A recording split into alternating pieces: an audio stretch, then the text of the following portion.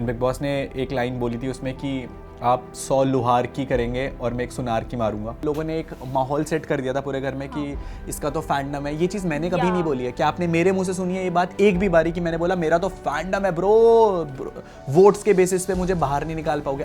इस सीजन में डे 1 से मैं ही वो एक अकेला इंसान था जिसने फर्स्ट दिन हाईलाइट करी थी कि क्या ये कपल का शो है, क्या तुम कपल्स को दिखा रहे हो और इंडिविजुअल लोगों की कोई पर्सनालिटी नहीं हो। हमारे पास 2 कपल्स थे। फिर तीसरा एंगल दिखाया गया था ईशा अभिषेक का पहले हफ्ते में, जो उनका हाँ वो दिखाया गया तीसरा कपल। और जो चौथा कपल था वो पहले कोशिश करी जा रही थी कहीं ना कहीं मुनावर और मनारा के लिए। शब्द नहीं है मेरे पास, बट मुनावर वो इंसान है जिसने ना हर एक चीज़ के साथ खेला है। वो मर्द नहीं लगता मेरे को, क्योंकि एक मर्द एक औरत की इज्जत करना जानता है नेशनल टेलीविजन पे।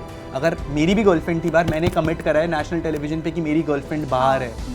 मैं लव एंगल चला करके शो में दिख नहीं सकता था। आयशा की कोई गलती नहीं थी उस चीज़ में, मुनावर की गलती थी कि पहले नाजिला के साथ वो कार्ड खेला, फिर आयशा के साथ वो कार्ड खेला। नेशनल टेलीविजन पे अगर आप किसी लड़की को बोल रहे हो कि मैं तेरे से शादी करता हूँ, विक्की भाई ने मेरे को 3 बारी खंजर घोपा है। फिर मुझे लगता था ये इंसान अच्छा है क्योंकि वो टेम्परेरी कंफर्ट मिलता था।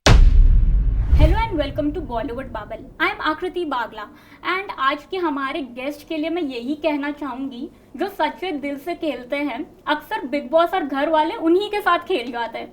Well bye now I know आप लोगों को पता चल ही गया होगा। वी आर विद अनुराग ए Babu Bhaiya. Anurag hello and welcome to Bollywood bubble. क्या हाल है? बढ़िया। बस बढ़िया, लेकिन कल नहीं थे हम बढ़िया, बिकॉज आई थिंक साल की शुरुआत काफ़ी एक कह सकते हैं डिसअपॉइंटिंग नोट से हुई, ना कि आपके लिए पर आपके फैंस के लिए भी।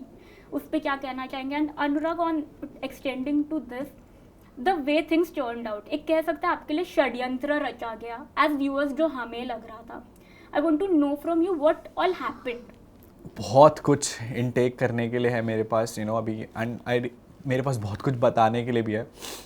ऑब्वियसली मेरे को ये चीज़ कुछ हफ्ते पहले ही पता लग गई थी। कुछ हफ्ते का बहुत टाइम पहले पता लग गई थी। इस कहानी की शुरुआत बिग बॉस वर्सेस मी से शुरू हो चुकी थी। एंड बिग बॉस ने एक लाइन बोली थी उसमें कि आप 100 लुहार की करेंगे और मैं एक सुनार की मारूंगा। So that was the statement that he gave.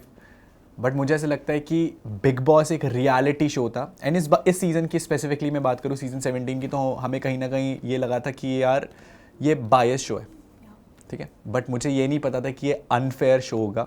And ये दूसरा षड्यंत्र था मेरे लिए, मेरे को बाहर निकालने के लिए। पहला षड्यंत्र तब रचा गया था जब ईशा को दिमाग के रूम में बुला करके ये बताया गया था कि रूल्स के हिसाब से हम लोगों को किसको आउट करना है। सो इस कहानी की शुरुआत ना और पीछे से होती है। यू रिमेंबर दैट एपिसोड जहाँ पर मैंने एक बोल फोड़ दिया था विद अ फाइट। तो मैं बहुत इमोशनली ट्रॉमेटाइज था। मैं बहुत कुछ इनटेक कर रहा था पूरे घर वालों से। बिग बॉस वर्सेस मी चल रहा था। सलमान सर मुझे डांट रहे थे मेरी ब्रो सेना के लिए, मेरी मौकरी बनाई जा रही थी, मेरी ब्रो सेना की मजाक बनाया जा रहा था। एंड उस चीज़ के लिए मैंने एक स्टैंड लिया था। फिर मेरी अरुण से लड़ाई हो गई थी एंड उस फाइट में उसने मेरी बहन को कुछ बोल दिया था, तो मैंने उसका कॉलर पकड़ लिया था एक दिन पहले, क्योंकि मैं वो इंसान नहीं हूँ कि जो नेशनल टेलीविजन पे आए और जो मेरी बहन के बारे में कुछ बोले और मैं सुन सकूँ। उसको भी ज़िंदगी भर याद रहेगा कि भाई किसी की बहन को ड्रैग करेगा तो भाई चाहे नेशनल टेलीविजन या गली का नुक्कड़ वहीं पकड़ के तेरे को बताऊंगा कि तू किसी की बहन के बारे में ये चीज़ नहीं बोल सकता है। उस पॉइंट पर मैं इतना इमोशनल ट्रॉमेटाइज हो चुका था कि मैंने वो बोल फोड़ दिया था। एंड वो रूल्स के अगेंस्ट था कि आप ऐसे तोड़ फोड़ नहीं कर सकते हो, जिसकी पेनल्टी, जिसकी पनिशमेंट मेरे को मिल चुकी थी पूरे सीज़न के लिए नॉमिनेट होकर के। एंड उस गलती की सज़ा अगर मेरे को एक बारी मिल गई थी, तो ये षड्यंत्र पता है कैसे डिफ़ाइन होता है। जब फर्स्ट टाइम ये इविक्शन प्रोसेस हुआ कि हम लोग एक कैप्टन को पावर देते हैं कि इस कैप्टनशिप के पावर से आप किसी ना किसी बंदे को निकाल सकते हो। उस सिचुएशन में जिस फैक्टर्स के बेसिस पे मेरे को निकाल रहे थे, उन चीज़ों की सज़ा मेरे को ऑलरेडी मिल गई थी। वो तो पॉइंट ऑफ टाइम ये हुआ कि ईशा ने वो डिसीजन मेरे फेवर में सुनाया, ऐश्वर्या को बाहर निकाल करके। और मैं बहुत खुश था। मैंने कहा यार इसने बिग बॉस का जो प्लान था, बिल्कुल फिक्स्ड प्लान था इसको बाहर निकालने का, वो पलट दिया। सो पहला इविक्शन प्रोसेस वो था प्लान जो मेरे को निकालने के लिए था। और मुझे इसके बाद लगा, मैंने कहा चलो अब तो दुनिया को ये मैसेज जा चुका है ऑलरेडी कि यार ये फिक्स्ड प्लान एविक्शन कर रहे हैं, अनफेयर एविक्शन कर रहे हैं, कि ये सब कुछ प्लान करके हम लोग इसे निकाल देंगे। तो मुझे लगा कहीं ना कहीं अब दोबारा ऐसा नहीं होगा, क्योंकि बिग बॉस को हम लोग एक ऐसे प्लेटफॉर्म से जानते हैं जो लोगों का शो है, लोगों के ओपिनियन का शो है। ये शो ये नहीं चलता कि आप और मैं मेकर हैं, चल यार इसे फेवरेट करते हैं और हम इसे जिता देते हैं। ये रियलिटी है। आज तक 16 सीजन तक लोगों ने डिसाइड करा है, जनता ने डिसाइड करा है कि कौन अंदर रहने के लायक है और कौन अंदर रहने के लायक नहीं है। जब आप ज़िंदगी में एक थ्रेड दिखते हो ना लोगों को, और जब आप कमज़ोर लोगों को एक थ्रेड दिखते हो, तो वो सारे कमज़ोर लोग एक साथ इकट्ठा होकर के आपको अकेला कर देते हैं। मेरे खिलाफ कंटेस्टेंट्स थे, बिग बॉस थे, एंड लास्ट में सलमान सर के साथ भी बहुत सारी चीज़ें हुई मेरी। अगर बिग बॉस को ये चीज़ बिल्कुल पता थी कि हम इसे पब्लिक के प्यार पे हम लोग इसे बाहर नहीं निकाल सकते, क्योंकि जिस दिन मैं इवेक्ट हुआ मुझे पता लगा कि हम लोग बीबी किंग मीटर जो था वो भी हम लोग 6 लाख वोटों से जीते हैं, 6 लाख वोटों से, जबकि केवल ऑर्गेनिकली सारी चीज़ें हुई हैं। कोई कम्युनिटी सपोर्ट ऐसे किसी ने मतलब पूरी कम्युनिटी अभी तो आई भी नहीं थी फिनाले से पहले। फिनाले के दिन तो क्या सीन्स होते वो हम लोग डिफाइन करके रखते। बट बिग बॉस को भी पता था कि अगर जनता फेयर, ये शो आपको भी पता है मेरे को भी पता है, बिग बॉस एक रियलिटी प्लेटफॉर्म है जिसमें लोगों की रियल पर्सनालिटी दिखाई जाती है। अगर बिग बॉस को खुद से ही डिसाइड करना था कि यार इसको ऐसे निकालने, तो पहले हफ्ते में निकाल लेते। मैं पहले हफ्ते में ज़्यादा ऐसा रहता है यार, इतना टाइम इन्वेस्ट नहीं करा है और इतना इमोशनली भी नहीं झेला। मैंने जो चीज़ें घर के अंदर झेली हैं वो मुझे पता है। मैंने घर में ना एक वॉक ऑफ शेम करी थी। उस वॉक ऑफ शेम में क्या था कि बिग बॉस ने बोला था कि जो घर में बिग बॉस के अगेंस्ट से शो की इस प्लेटफॉर्म की रिस्पेक्ट नहीं करी। मैंने आज तक कभी उस शो की डिसरिस्पेक्ट नहीं करी, ना ही मैंने सलमान सर की डिसरिस्पेक्ट करी। मैं बस अपनी कम्युनिटी का स्टैंड ले रहा था। मेरा एक पॉइंट जो मैंने कन्फेशन रूम में बोला था वो ये था कि आप मेरी ब्रो सेना का मजाक मत बनाइए। मैंने किसी को गाली नहीं दी, मैंने किसी के ऊपर कुछ नहीं बोला। I was at that point कि मुझे ऐसा लग रहा था कि मैं बस अपने लोगों का स्टैंड ले रहा हूँ, और मैं अपने, क्योंकि उन लोगों ने मुझे वहाँ तक पहुँचाया है। उस शो ने मेरे को बाबू भैया नहीं बनाया, ब्रो सेना ने मुझे बाबू भैया बना करके वहाँ पहुँचा था।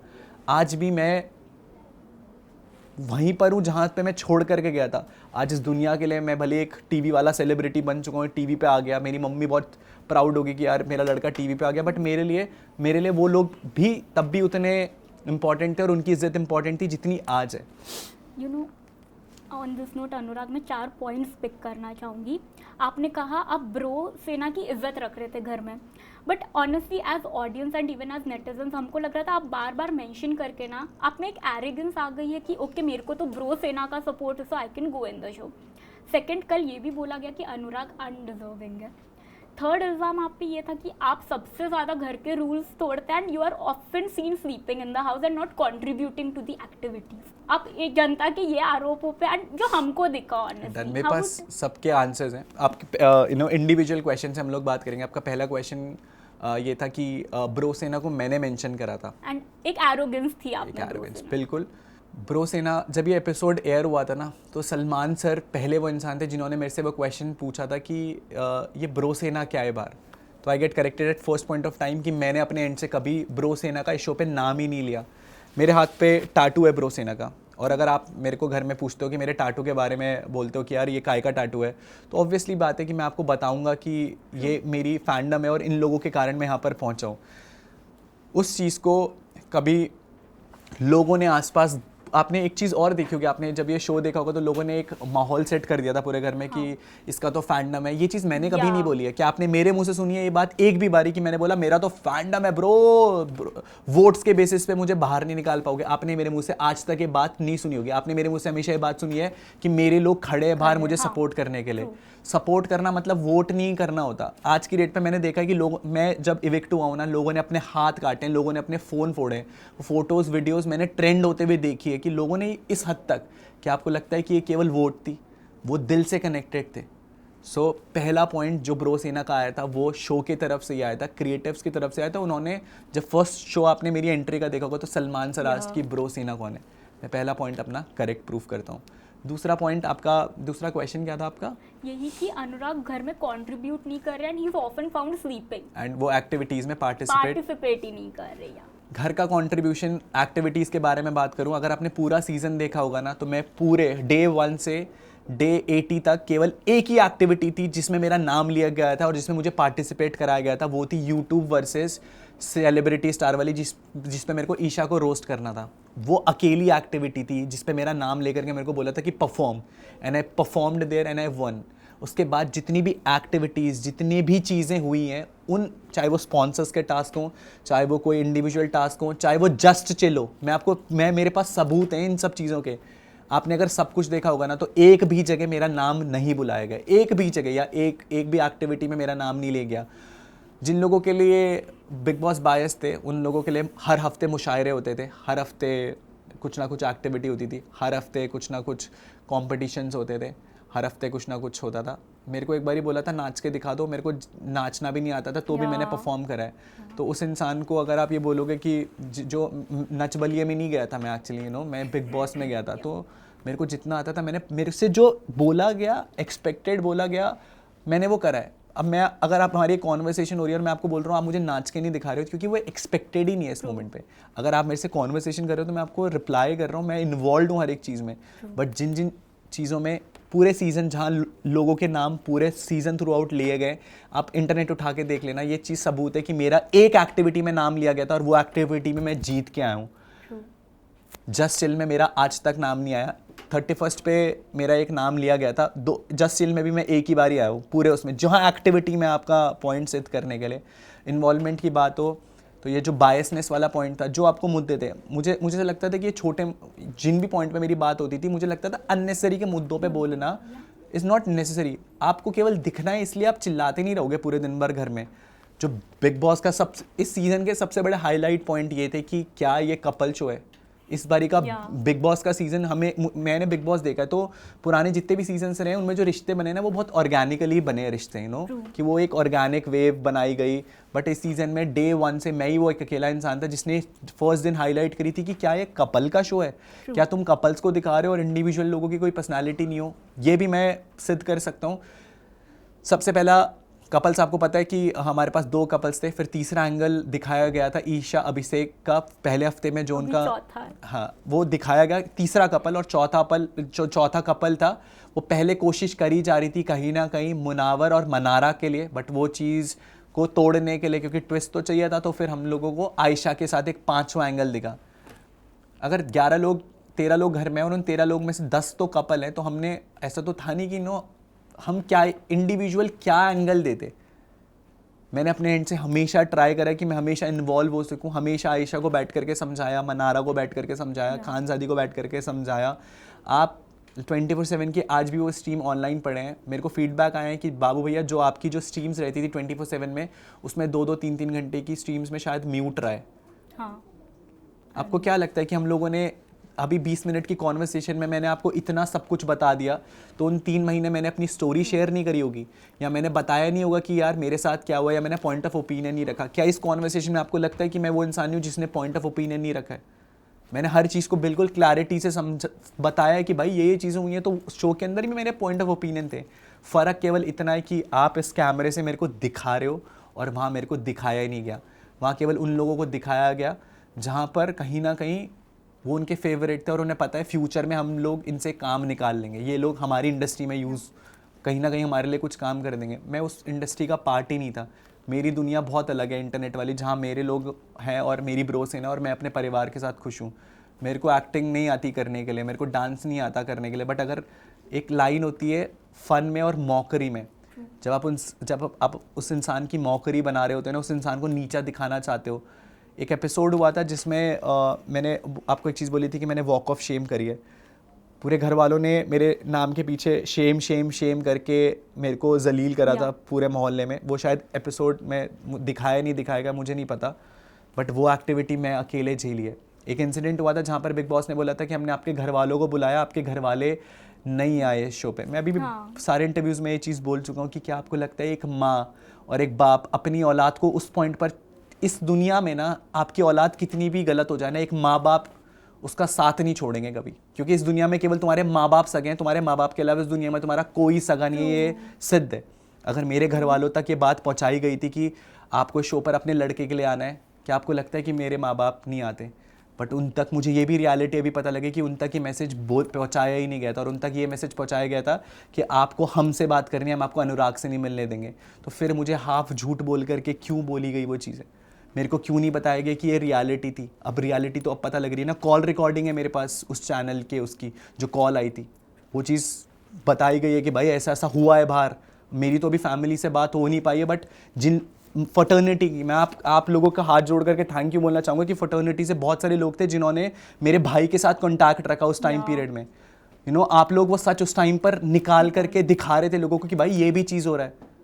मैं थैंक यू बोलना चाहूँगा ब्रो सेना के अलावा आपकी फटर्निटी का, मीडिया की फटर्निटी का, कि भाई उन लोगों ने सच को, आज आप यहाँ पर मेरे को एक्सपोज करने नहीं बैठे हो, आप मेरी सच्चाई दिखाने के लिए बैठे हो।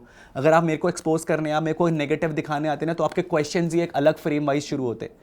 ट्रू। जो चीज़ मैंने सही है उस घर के अंदर वो मैं ही जानता हूँ। और जब आपको एक हाफ इन्फॉर्मेशन प्रोवाइड कराई जाती है ना शो में कि तेरे घर वाले नहीं आए, और उस चीज़ को लेकर के पूरे सीज़न आपको चिढ़ाया जाता है कि तेरे घर वाले नहीं आए, तेरे घर वाले नहीं आए, मुझे पता है मैं अंदर क्या फील करता था। मुझे लगता था कि मेरे मॉम डैड की मेडिकल हिस्ट्री थी, मेरी मम्मा का ऊपर वाला जो जॉ था वो पूरा चेंज हुआ था, मैं दुबई में था। मेरे घर वालों ने मुझे केवल इसलिए नहीं बताया ताकि मैं काम छोड़ करके वापस घर ना आ जाऊँ, क्योंकि मेरे लिए, उनको लगता था कि मेरे लिए मेरा काम इंपॉर्टेंट है, बट उन्हें नहीं पता कि मेरे लिए माँ बाप इंपॉर्टेंट है मेरे, जिनके लिए मैं वो 2 करोड़ रुपए देने के लिए तैयार था उस पॉइंट पर कि यार भाड़ में गया है शो, मेरे लिए मेरे माँ बाप और मेरी रेपुटेशन और मेरी ब्रो सेना की रेपुटेशन इंपॉर्टेंट है। मैं वो ज़िंदगी एक मिडिल क्लास फैमिली के लिए जो लड़का था उसके लिए 2 करोड़ रुपए देना, 2 करोड़ में कितने जीरो थे उस टाइम पता भी नहीं थे, बट पता था कि कमा के आ रखा हूँ। आज पैसा चला जाएगा बट इज्जत उतनी रहनी चाहिए। आज जब निकल के आऊँ ना बाहर, तो ट्रॉफी नहीं है ना, बट वो लोगों के सामने मेरी इज्जत है। आपका फीडबैक मुझे मिला है, जितनी फर्टर्निटी के लोग मुझे मिले हैं उन लोगों ने मुझे बोला भाई पहला बंदा देखा है जो सच के लिए खड़ा रहा। सच का रास्ता आप जब चूज करे थे ना तो बहुत मुश्किल रहता है। कमिंग टू दैट मुनावर, सच का रास्ता कल आपने मुनावर के अगेंस्ट भी दिखाना चाहा, लेकिन आप ही गलत दिख गए। I want to know, you have spend time with Ayesha. Munawar के लिए आज ही someone tweeted, I won't take the name, कि मुनावर शब्दों और लड़कियों से बहुत अच्छे से खेलना जानते हैं। एंड आई थिंक वो साइड उनकी आप ही ने उछाली थी when you first time said to Mannara कि he was dating a minor, to then now exposing, not exposing but rather bringing out Ayesha story. I want to know what is Munawar up with? Munawar बहुत शब्द नहीं है मेरे पास, बट मुनावर वो इंसान है जिसने ना हर एक चीज़ के साथ खेला है। बहुत कुछ था उस घर में। उसने 2 महीने नाजिला का कार्ड खेला घर में, ये बोल करके कि ये मेरी गर्लफ्रेंड है। क्या तब उसने ये सच्चाई घर वालों को बताई कि उनका ब्रेकअप हो चुका था? वो तब भी यही केवल एक कार्ड खेल रहा था अपनी ऑडियंस के सामने कि यार मेरा ये एंगल है। वो जिस दिन आयशा घर में आई तब हमें पता लगा कि वो डुअल डेट कर रहा था। बीइंग अ गर्ल, अगर आप आपको एक चीज़ पता है कि एक लड़की कितना इमोशन इन्वेस्ट करती है एक मैन में, एक मर्द में, वो मर्द नहीं लगता मेरे को, क्योंकि एक मर्द एक औरत की इज्जत करना जानता है नेशनल टेलीविजन पे। अगर मेरी भी गर्लफ्रेंड थी बार, मैंने कमिट करा है नेशनल टेलीविजन पे कि मेरी गर्लफ्रेंड बाहर है। मैं लव एंगल चला करके शो में दिख नहीं सकता था अगर मुझे शो के लिए वो चीज़ें करनी होती। बट उस लड़की की इज्जत, उस लड़की के माँ बाप की इज्जत क्या रह जाती नेशनल प्लेटफॉर्म पे। आज आपको लगता है आयशा ने जो चीज़ें फेस करी हैं वो उसके माँ बाप खुश होते होंगे वो चीज़ें देख करके? एक लड़की के लिए कितना मुश्किल है एक सोसाइटी। ये गेम शो खत्म हो जाएगा यार 1 महीने में। हाँ, उसके बाद वो जो दाग, जो चीज़ें लग चुकी हैं ना नेशनल टेलीविजन पे, वो कभी नहीं भूलेंगे लोग। मैं उस फैमिली बैकग्राउंड से आता हूँ जहाँ ये लगता है कि यार रिलेटिव आकर ने, हमारे घर पे अगर रिलेटिव आ गए, उन्होंने हमारे माँ बाप को बोल दिया ना कि तुम्हारे लड़के ने ये कर दिया, तो हम मुंडी झुका करके खड़े हो जाते कि हमने अपने माँ बाप का नाम डुबा दिया। उस चीज़ में आयशा की कोई गलती नहीं थी, उस चीज़ में मुनावर की गलती थी कि पहले नाजिला के साथ वो कार्ड खेला, फिर आयशा के साथ वो कार्ड खेला। नेशनल टेलीविजन पे अगर आप किसी लड़की को बोल रहे हो कि मैं तेरे से शादी करता हूँ, मैं तेरे को, आई गेस उसने एक शब्द यूज़ करा था, मेरे को पता नहीं है वो क्या बोला था, क्योंकि मैं ये चीज़ों पे कमेंट नहीं करना चाहता हूँ, बट वो चीज़ एयर भी हुआ है कि इसने वो शब्द उसे बोला था विच वॉज अ रेफरेंस कि मैं तेरे से शादी करना चाहता हूँ। मेरे बेड के पास बैठ करके मुनावर ने एक शब्द बोला था कि यार I want to invest in you, मैं तेरे साथ एक फ्यूचर देखना चाहता हूँ एक दिन आप।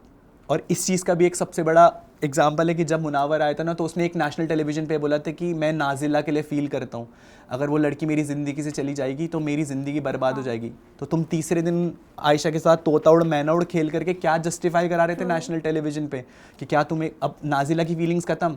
14 दिन तक आयशा के साथ कहीं ना कहीं वो शादी वाला नाटक हुआ, और मुनावर ने आयशा को केवल इसलिए दबाया ताकि वो उसके राज ना खोल सके, क्योंकि आयशा ने एक लाइन बोली थी कि मैं तो उस प्लेटफॉर्म पर आ गई और भी बहुत सारी लड़कियां हैं जिनके साथ ये चीज़ हुई हैं। तो क्या बिग बॉस ऐसे लोगों को सपोर्ट कर रहा है कि जो नेशनल टेलीविजन पे आकर के जब एक लड़की ये चीज़ कर रही थी, ये ईशा वाली चीज़ मैं बोल रहा हूँ, ईशा ने तो झूठ भी नहीं बोला था, ईशा ने क्लियर रखा था कि मेरा एक्स बॉयफ्रेंड है। हाँ, बट true. कहीं ना कहीं वो एक एंगल दिखा करके दिखाया कि वो दोनों कहीं ना कहीं लव एंगल में। तो जब ईशा के लिए ये चीज़ दिखाई गई तो पूरी सोसाइटी ने उसे जज करा होगा ये बोल करके यार क्या लड़की है, 2 लड़के घुमा रही है। हाँ, चरित्र पे किया। बात आ जाती है, कैरेक्टर won't पे deny. बात आ गई होगी कि यार क्या लड़की नेशनल टेलीविजन पे कर रही है।